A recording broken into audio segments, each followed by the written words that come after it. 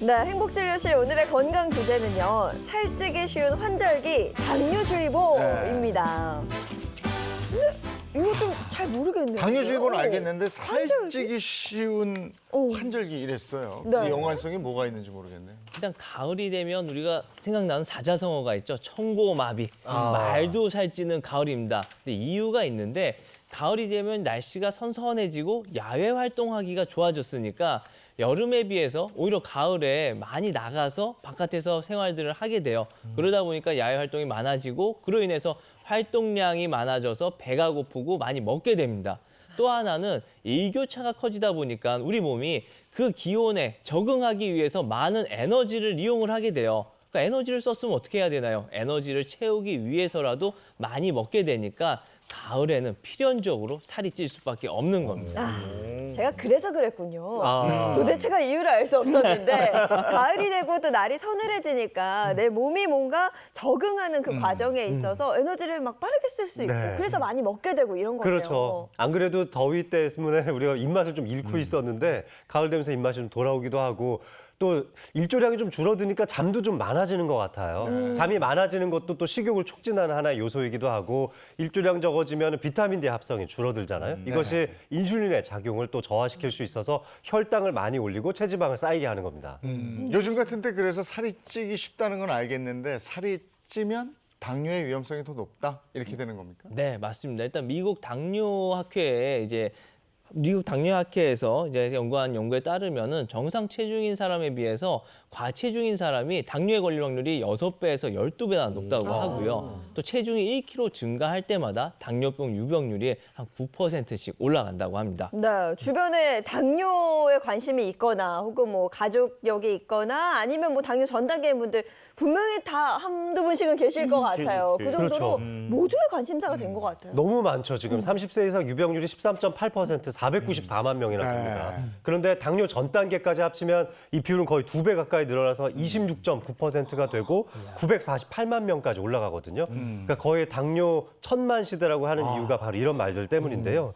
그러니까 우리나라 성인 약 7명 중에 1명은 당뇨에 노출되어 있다. 이렇게 봐도 문제가 아닙니다.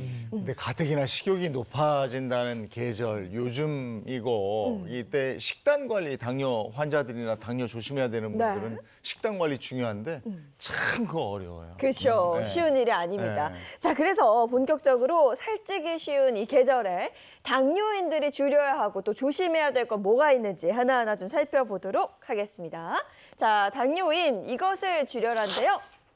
혈당 스파이크. 네, 이 살찌기 쉬운 환절기에 당뇨인들께서 반드시 챙겨야 되는 게 바로 이 혈당 스파이크인데요.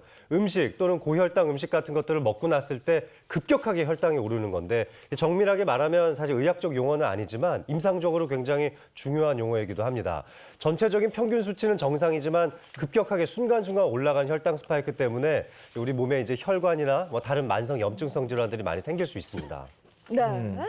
아, 그렇군요. 뭔가를 먹으면 사실 혈당은 올라갈 수밖에 없잖아요. 혹시 단 거 그럼요. 좋아하세요? 단 거 싫어하는 사람들 여성분들 같은 경우는 이제 스트레스 받으면 뭐 단 게 땡긴다. 네. 계속 하면서 더 먹게 되죠. 그러면서 네. 혈당이 계속 오를 수도 있고요. 혈당 스파이크를 떨어뜨려야 되는 특별한 이유가 있습니까? 네, 특별한 이유는요. 일단 우리 몸은 이 항상성을 유지하는 게 가장 중요합니다. 항상 평균치를 유지해줘야 되는데 혈당 스파이크는 뭐냐면 자꾸 오르락 내리락 한다는 얘기거든요. 이렇게 실제 실험 쥐를 대상으로 한 실험에서도 세 그룹으로 나눠서 각각 정상 혈당, 고혈당, 스파이크 혈당이 반복되는 상황을 만들어 봤다고 합니다. 혈당 스파이크가 반복된 상태에서는 췌장에 베타 세포가 80%가량 상실되었다고 하니까요. 혈당 스파이크 반복이 되면 인슐린 분비 기능에도 문제가 생길 수밖에 없으니까 관리를 좀 철저하게 해주셔야 하는 겁니다. 그러면 혈당 스파이크를 완만하게 유지하려면 어떻게 해야 되는 겁니까? 일단 어떤 경우에 혈당 스파이크가 발생했는지 좀 찾아보는 게 중요한데요.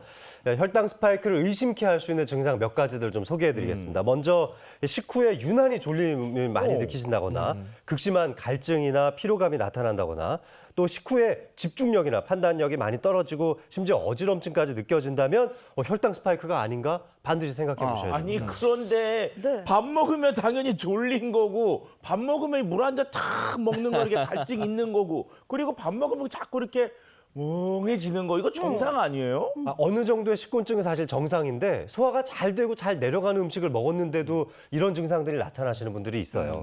이 밥을 먹고 나면 소화를 위해서 혈액이 위장관 쪽으로 좀 많이 몰리게 되니까 뇌 쪽으로 가는 혈액이 좀 줄어들면서 약간의 식곤증은 느낄 수 있습니다. 하지만 졸음이 너무 많이 쏟아진다면은 역시 혈당 변화가 너무 심해서 졸음이 또 쏟아지는 거라고 볼 수도 있거든요. 이 혈당이 불안정해지기 때문에 그만큼 이 혈당을 낮추기 위해서 인슐린이 과다하게 분비되는데 또 혈당 스파이크가 끝나고 나면 또 혈당이 너무 많이 떨어지게 돼서 저혈당 때문에 또 졸음이 올 수도 있는 거거든요. 네.